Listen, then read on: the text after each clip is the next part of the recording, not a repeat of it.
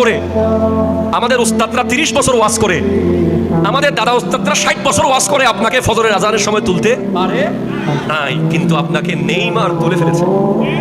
নিজেকে নিজে একবার প্রশ্ন করবে, মধুর আজানের সুর আপনার গায়ের উপর থেকে বিদেশি কম্বল সরাইতে পারে নাই। আপনাকে প্রায় 80 বারের উপরে আকিমুস সালাত বলে বলে আল্লাহ আপনাকে ঘুম থেকে তুলতে পারে নাই।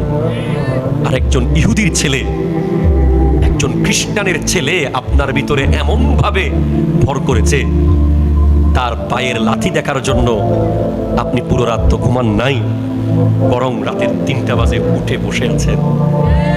আপনি কি নিজেকে কোনোদিন প্রশ্ন করেছেন? যুবকদেরকে যদি বলে খেলা দেখিও না, এটা অসম্ভব তাদের জন্য।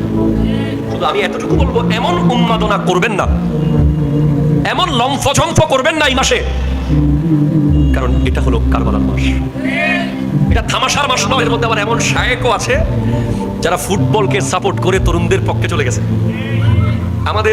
আমরা এত লিবারেল হতে পারবো না, আমরা যেটা হক সেটা বলে দিতে হবে আমাদের।